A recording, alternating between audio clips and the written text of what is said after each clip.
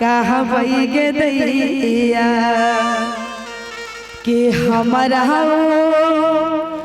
बोलावे छे नदिया किनारन रे की। आइएगा म्यूजिक से 1 2 3 एक ताली हो जाए इधर से जोरदार ताली।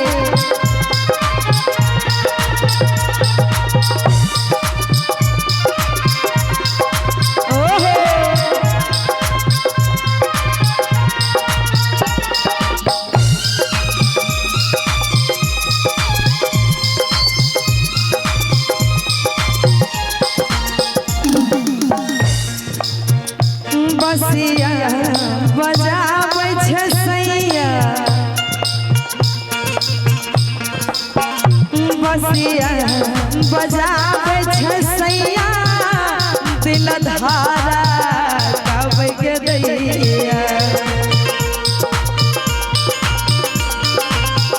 बसिया बजाबै छै सैया दिल धारा कहबै गे दैया हमरा बोलावे छे नदिया किनारन रे के कहै सैया चला नदिया किनारन रे के।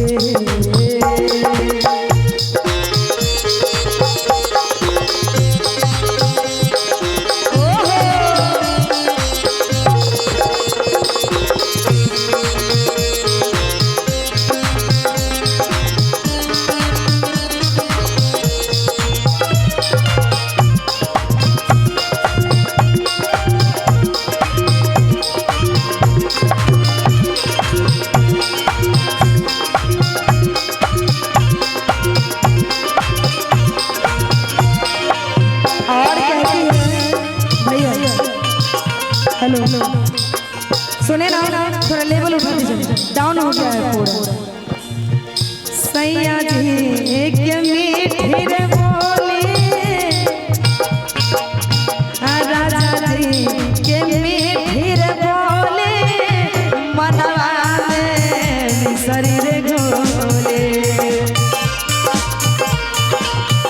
पिया के मीठी रे बोली मनवा शरीर गोले कहै नैना से जलबै छोड़े कहै सैया चला रन रे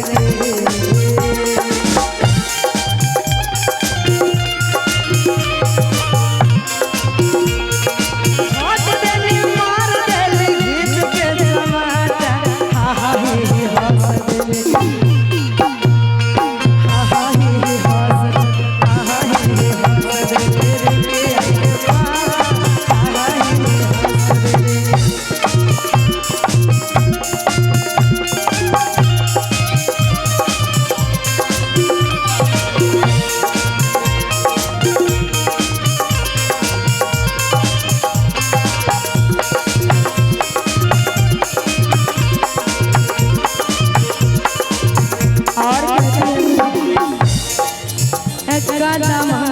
फिर तारा मोर सैया रहिया निहारे